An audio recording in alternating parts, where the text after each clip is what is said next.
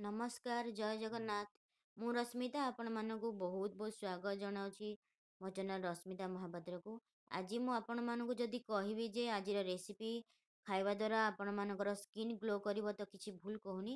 କାରଣ ଆଜିର ଏହି ରେସିପିରେ ମୁଁ ଆପଣମାନଙ୍କୁ ଅଁଳାର ଦୁଇଟି ଟେଷ୍ଟି ଆଉ ଏକଦମ ସହଜ ରେସିପି ଦୁଇଟି ନେଇକି ଆସିଛି, ଯାହା ତିଆରି କରିବା ବହୁତ ସହଜ ଆଉ ଖାଇବାକୁ ବହୁତ ଚଟପଟା ଲାଗିଥିବ।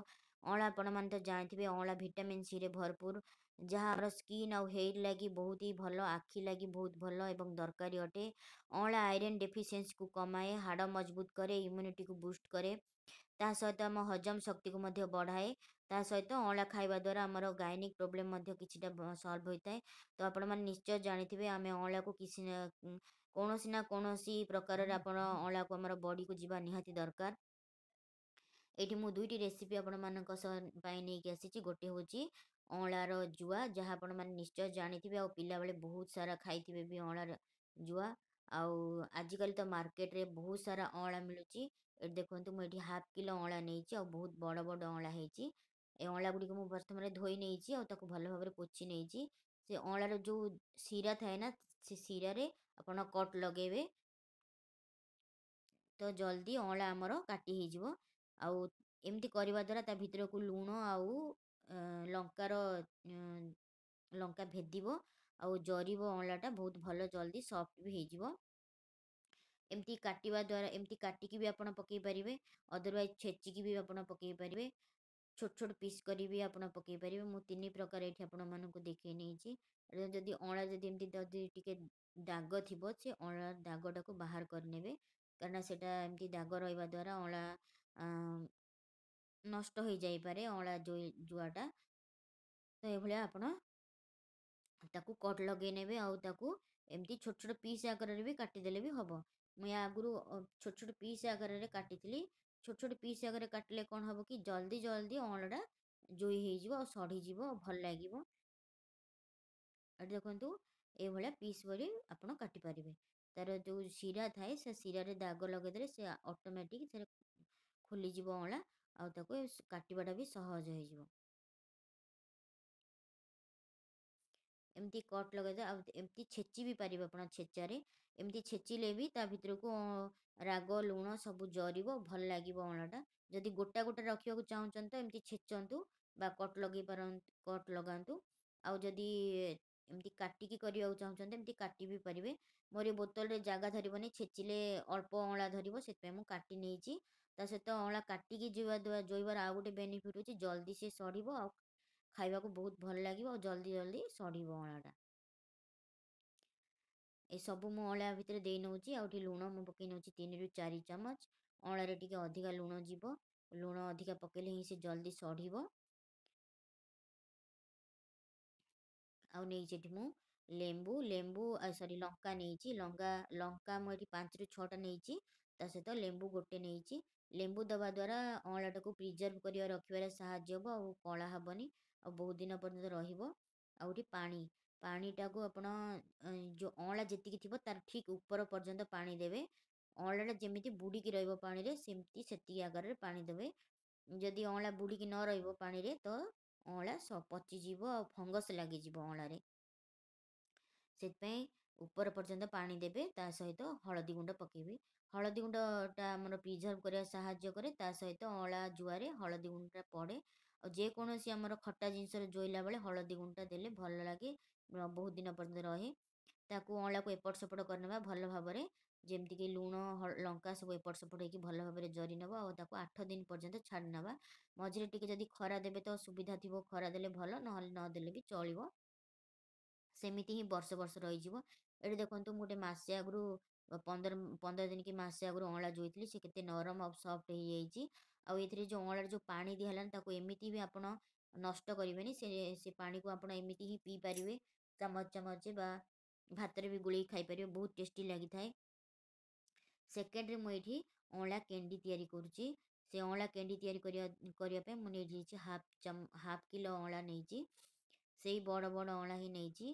ଯେହେତୁ ଏକା ସାଙ୍ଗରେ ଅଁଳା ଆସିଥିଲା ତ ମୁଁ କିଛି ସେଥିରୁ ଜୋଇଲି ଆଉ କିଛି କେଣ୍ଡି କରୁଛି। ଆଉ ଅଁଳା ଗୁଡ଼ିକୁ ଏଭଳିଆ ଟିକେ ସିଝେଇ ନେବା। ଡାଇରେକ୍ଟ ଯଦି ପାଣିରେ ସିଝେଇବା ତ ଅଁଳାର ସବୁ ଯାକ ଗୁଣ ସେ ନଷ୍ଟ ହୋଇଯିବ। ସେଥିପାଇଁ ଆମେ ଏମିତି ଜାଲି ରଖି ସିଝେଇବା। ଏମିତି ଜାଲି ତ ପ୍ରାୟ ସମସ୍ତଙ୍କ ଘରେ ଥାଏ। ଆଉ ମଣ୍ଡା ଯେଉଁ ଛାଞ୍ଚ ଯେଉଁ ସିଝାଯାଏ ସେଇ ଜାଲିରେ ଆପଣ ସିଝେଇ ନେବେ। ଆଉ ଏଠି ମୁଁ କିଛି ଜିରା ଭାଜି ନେଉଛି। ଜିରା ଭଜା ଜିରାଟା ଅଁଳା କେଣ୍ଡିରେ ଦେବା ଦ୍ୱାରା ଖାଇବାରେ ହଜମ ହୋଇଥାଏ। ସାଧାରଣତଃ ଅଁଳା କେଣ୍ଡିକୁ ଆପଣ ଖାଇସାରିଲା ପରେ ଖାଇବେ ତ ହଜମ ବି ହେବ, ପାଟି ବି ଟେଷ୍ଟ ଲାଗିବ। ଆଉ ଏଠି ମୁଁ କିଛି ମିଶ୍ରି ନେଇଛି, 1/2 କିଲୋ ମିଶ୍ରି ନେଇଛି। 1/2 କିଲୋ ଅଁଳା ପାଇଁ 1/2 କିଲୋ ମିଶ୍ରି ନେଇଛି। ମିଶ୍ରିଟା ଯେହେତୁ ସବୁଠୁ ଭଲ ସେଥିପାଇଁ ମୁଁ ମିଶ୍ରି ନେଇଛି। ଅଦରୱାଇଜ୍ ଆପଣ ଚିନି ବି ନେଇପାରିବେ, ଗୁଡ଼ ବି ନେଇପାରିବେ। ଏଠି ମୁଁ ଜିରା ଭଜା ଯେଉଁ ଭଜା ହେଇଥିଲା ଜିରା ତାକୁ ପକାଇ ନେଲି। ଆଉ ଏଠି ଗୋଲମରିଚ ପକାଇ ନେଲି। ଆଉ ଏହାକୁ ଆମେ ଭଲ ଭାବରେ ଗୁଣ୍ଡ କରିନେବା। ଯଦି ମିଶ୍ରିକୁ ଡାଇରେକ୍ଟ ସେମିତି ପକାଇ ନେବେ ତ ଗ୍ରାଇଣ୍ଡର ଭାଙ୍ଗିଯିବ, ସେଥିପାଇଁ ତାକୁ ଛୋଟ ଛୋଟ ପିସ୍ କରିକି ହିଁ ଗ୍ରାଇଣ୍ଡିଙ୍ଗ କରିବେ। ଏଠି ଆମର ସବୁଯାକ ମିଶ୍ରି ପୁରା ଏମିତି ପାଉଡ଼ର ହେଇଯାଇଛି।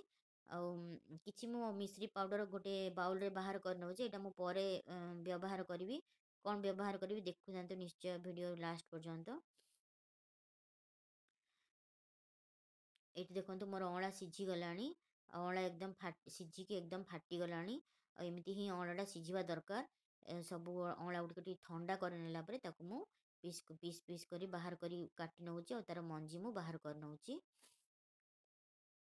ସାଧାରଣତଃ ଆମେ ଖାଇସାରିଲା ପରେ କିଛି ମିଠା ଖୋଜିଥାଉ, ତ ଆପଣ ଏଇ ଅଁଳା କେଣ୍ଡିକୁ ଖାଇପାରିବେ। ଆଉ ଏଠି ମୁଁ କିଛି ଅଦା ଦେଇନେଲି, 1 ଇଞ୍ଚ ଖଣ୍ଡେ ଅଦା। ଏହାକୁ ମୁଁ ଗ୍ରାଇଣ୍ଡିଙ୍ଗ କରିନେବା। ଏହାକୁ ଆମେ ପଲ୍ସ ମୋଡ଼ରେ ରଖି ଗ୍ରାଇଣ୍ଡିଙ୍ଗ କରିବା, ନହେଲେ ଗ୍ରାଇଣ୍ଡିଙ୍ଗ ହେଇପାରିବନି। ତ ଏଠି ଭଲ ଭାବରେ ମୋର ହେଇଯାଇଛି ଅଁଳା ଗୁଡ଼ିକ। ଏଠି ଗୋଟେ କଡ଼େଇରେ ଘିଅ ବସାଇ ନେଲି। ଆଉ ଅଦା ଅଁଳାକୁ ଯେଉଁ ଆମେ ଗ୍ରାଇଣ୍ଡିଙ୍ଗ କରିଥିଲେ ତାକୁ ଟିକେ ଭାଜି ନେବା। ମିଡ଼ିୟମ୍ ଫ୍ଲେମ୍ରେ ରଖି 10 ମିନିଟ୍ ପର୍ଯ୍ୟନ୍ତ ଫ୍ରାଏ କରିନେବେ। ଅଁଳାଟା ଟିକେ ଭାଜି ସାରିଲା ପରେ ଯେଉଁ ମିଶ୍ରି ଗୁଣ୍ଡ କରି ରଖିଛି ତାକୁ ପକାଇ ନେବା। ଯଦି ଆପଣ ଜିରା ଆଉ ଗୋଲମରିଚ ଏଥିରେ ମିଶାଇକି ଗୁଣ୍ଡ କରୁନାହାନ୍ତି, ପରେ ବି ଏଇ ଟାଇମ୍ରେ ପକାଇଲା ବେଳେ ଆପଣ ଜିରା ଗୁଣ୍ଡ ଆଉ ଗୋଲମରିଚ ଗୁଣ୍ଡ ବି ଦେଇପାରିବେ। ଯେଉଁ ଆମର କିଣା ଗୋଲମରିଚ ଗୁଣ୍ଡ ଆସୁଛି ତାକୁ ଦେବେନି। ଗୋଟା ଗୋଲମରିଚକୁ ଘରେ ଛେଚିକି ଗୁଣ୍ଡ କରିକି ପକାଇବେ। ଏଠି ମୁଁ କିଛି କଳା ଲୁଣ ପକାଉଛି ବା ବ୍ଲାକ୍ ସଲ୍ଟ। ବ୍ଲାକ୍ ସଲ୍ଟ ପକାଇବା ଦ୍ୱାରା ଆମର ଏଇଟା କେଣ୍ଡିଟା ଖାଇଲେ ହଜମ ହେବ। ହଜମ କରିବାରେ ହେଲ୍ପ କରିବ, ତା ସହିତ ଟେଷ୍ଟ ବି ବଢ଼ାଇବ। ଆଉ ବଢ଼ିଆ ବାସ୍ନା ବି ହେବ କେଣ୍ଡିଟା। ଏ କେଣ୍ଡି ଖାଇଲା ବେଳେ ନା ପାଟିରେ ଟିକେ ଟିକେ ଗୋଲମରିଚର ଟେଷ୍ଟ, ଅଦାର ଟେଷ୍ଟ, ଭଜା ଜିରା ଟେଷ୍ଟ ବହୁତ ବଢ଼ିଆ ଲାଗିବ ଖାଇଲା ବେଳେ। ଏକଦମ ଥଣ୍ଡା କରି ନେବା। ଯେତେବେଳେ ପୁରା ଥଣ୍ଡା ହେଇଯିବ, ଏଇଠି ଦେଖନ୍ତୁ ଏଇ ଫର୍ମରେ ପଳେଇ ଆସିବ ଆମର ଅଁଳା ଯେଉଁ କେଣ୍ଡିଟା। ତାପରେ ମୁଁ ଆଉ କିଛି ମିଶ୍ରି ଏଥିରେ ଗୁଣ୍ଡ କରିକି ଆଉ ଥରେ ଏକ୍ସଟ୍ରା ଗୁଣ୍ଡ କରି ରଖିଥିଲି, ସେତିକି ପାଇବନି ବୋଲିକି। ଯେଉଁ ମିଶ୍ରି ଗୁଣ୍ଡକୁ ସେଥିରେ ପକାଇକି ହିଁ ଚକଟିବା। ସେଥିପାଇଁ ମୁଁ କହୁଥିଲି କି ଲାଷ୍ଟ ପର୍ଯ୍ୟନ୍ତ ଦେଖନ୍ତୁ। ଏଇଟା ଆପଣ ସ୍କିପ୍ କରିବେନି, ଯେମିତି ହେଲେ ଟିକେ ମିଶ୍ରି ଗୁଣ୍ଡ ପକାଇକି ତାକୁ ଚକଟିଲେ ହିଁ ସେ ଠିକ୍ ହେବ। ତାପରେ ହାତରେ ଟିକେ ଘିଅ ଦେଇନେବା। ଆଉ ତାକୁ କେଣ୍ଡିର ଫର୍ମ କରିନେବା। ଛୋଟ ଛୋଟ ଗୋଲ ଗୋଲ କରିନେବେ। ଛୋଟ ଛୋଟ ଏକଦମ ଛୋଟ ବଲ୍ ଟାଇପ୍ର ଯେଉଁ ବାଟି ଆସେ, ସେଇ ପିଲାମାନେ ଯେଉଁ ବାଟି ଖେଳନ୍ତି ସେଇ ଟାଇପ୍ର ଆପଣ କରିବେ। ବଢ଼ିଆ ଲାଗିବ ଖାଇବାକୁ। ଦେଖିବାକୁ ସୁନ୍ଦର ଲାଗିବ, ଖାଇବାକୁ ବି ଟେଷ୍ଟି ଲାଗିବ। ଆପଣ ଯଦି ଏମିତି ଗୋଲ ଗୋଲ କରିବାକୁ ଚାହୁଁନାହାନ୍ତି ତ ଏମିତି ଏହାକୁ ଡବାରେ ରଖିକି ବି ଖାଇପାରିବେ, ବୋତଲରେ ରଖିକି ଖାଇପାରିବେ। ଆଉ ଯଦି ଏମିତି କେଣ୍ଡି ଆକାର କରିବାକୁ ଚାହୁଁଛନ୍ତି ତ ଏମିତି କେଣ୍ଡି ବି କରିପାରିବେ। ଆଉ ଏମିତି କେଣ୍ଡି କରିକି ଏମିତି ଗୋଟା ଗୋଟା କେଣ୍ଡି ବି ରଖିପାରିବେ। ଏମିତି ମିଶ୍ରିରେ ବି ଗୋଳେଇକି ବି ରଖିପାରିବେ। ଏମିତି ମିଶ୍ରିରେ ଗୋଳେଇକି ରଖିଲେ କ'ଣ ହେବ କି ଗୁଣ୍ଡ ମିଶ୍ରିରେ ସେ ତାକୁ ଲାଖିବନି। ଦୁଇଟା ଯାକ କେଣ୍ଡି ଭିତରେ ଛାଡ଼ି ଛାଡ଼ି ହେଇକି ରହିବ। ପୁରା ଚକୋଲେଟ୍ ଭଳିଆ ଏପଟ ସେପଟ ଗଡ଼ଉଥିଲେ ସେ ଗଡ଼ୁଥିବ। ତ ସେମିତି ରଖିନେବେ। ଏଠି ଦେଖନ୍ତୁ ଏଭଳିଆ ସବୁ ଗୋଟେ ଗୋଟେ କି ତାକୁ ସେ ମିଶ୍ରି ଗୁଣ୍ଡରେ ମୁଁ କେତେ ସାରା କେଣ୍ଡି ମୁଁ ତିଆରି କରିସାରିଲାଣି ଆଉ ରଖିସାରିଲାଣି। ଏଭଳିଆ ଆପଣ ତିଆରି କରିବେ କେଣ୍ଡି, ପୁରା ବର୍ଷ ସାରା ରଖିକି ଖାଇପାରିବେ। ଯେତେବେଳେ ଇଚ୍ଛା ସେତେବେଳେ କରିକି ଖାଇପାରିବେ। ଆଶା କରୁଛି ଆଜିର ଭିଡ଼ିଓ ଆପଣମାନଙ୍କୁ ବହୁତ ହି ଭଲ ଲାଗିଥିବ। ଆଉ କିଛି ଦରକାରରେ ବି ଆସିବ। ଆଉ ଯଦି ଭିଡ଼ିଓ ଭଲ ଲାଗିଥିବେ ତ ଗୋଟେ ଲାଇକ୍ ଦେଇଦେବେ, ସାଙ୍ଗ ରିଲେଟିଭ୍ଙ୍କ ସହ ସେୟାର କରିନେବେ। ଆଉ ଚ୍ୟାନେଲରେ ନୂଆ ହୋଇଥିଲେ ସବସ୍କ୍ରାଇବ୍ କରିନେବେ। ଆଉ ଏଭଳିଆ ଟେଷ୍ଟି ଟେଷ୍ଟି ଆଉ କିଛି ରେସିପି ଯଦି ଆପଣମାନଙ୍କୁ ଦରକାର ତ କହିବେ, ମୁଁ ନିଶ୍ଚୟ ନେଇକି ଆସିବି। ଏଠି ଦେଖନ୍ତୁ ମୋର କେତେ ସାରା କେଣ୍ଡି ଭର୍ତ୍ତି ହେଇଗଲାଣି, କରିସାରିଲାଣି। ଆଉ ଇଆଡ଼େ ତିଆରି କରୁ କରୁ ସିଆଡ଼େ ନେଇକି ଖିଆ ବି ଚାଲିଲାଣି। ବହୁତ ହି ଟେଷ୍ଟି ହେଇଥିଲା। ଏମିତି ବୋତଲରେ ରଖିବେ, ପ୍ଲାଷ୍ଟିକରେ ରଖିବେନି। ପ୍ଲାଷ୍ଟିକ ଦେହ ପାଇଁ ଭଲ ନୁହେଁ। ବୋତଲରେ ରଖିବେ। ରଖିଲା ବେଳେ ତା ଭିତରେ ଟିକେ ମିଶ୍ରି ଗୁଣ୍ଡ ରଖିଦେଇକି ନେବେ, ତ ବୋତଲରେ ସେ ଲାଖିବନି କେଣ୍ଡିଟା। ଏଠି ଦେଖନ୍ତୁ କେତେ ସୁନ୍ଦର ହେଇଛି ଆଉ ବଢ଼ିଆ ବି ହେଇଛି। ଏଇଠି ମୁଁ ରଖି ସାରିଲିଣି ସବୁ ଯାକ ମୋର ଏଇଠି ଗ୍ଲାସ୍ର ଟିଫିନ୍ରେ ବୋତଲରେ ରଖିଦେଇଛି। ଏଇଟା ମୁଁ ବାହାରେ ରଖିବି, କିଛି ଫ୍ରିଜ୍ରେ ଦରକାର ନାହିଁ ରଖିବାର। ଏ ବହୁତ ଦିନ ପର୍ଯ୍ୟନ୍ତ ରହିବ। ଆଶା କରୁଛି ଆପଣ ବି ଏଭଳିଆ କ୍ୟାଣ୍ଡି ତିଆରି କରି ଖାଇବେ। କିପରି ଲାଗିଲା ମୋତେ କମେଣ୍ଟ ବକ୍ସରେ ନିଶ୍ଚୟ ଜଣାଇବେ। ରହିଲି, ପୁଣି ଦେଖାବା ଆଉ ଏକ ଭିଡ଼ିଓରେ। ନମସ୍କାର, ଜୟ ଜଗନ୍ନାଥ, ଜୟ ମା ମହାଲକ୍ଷ୍ମୀ। Thank you.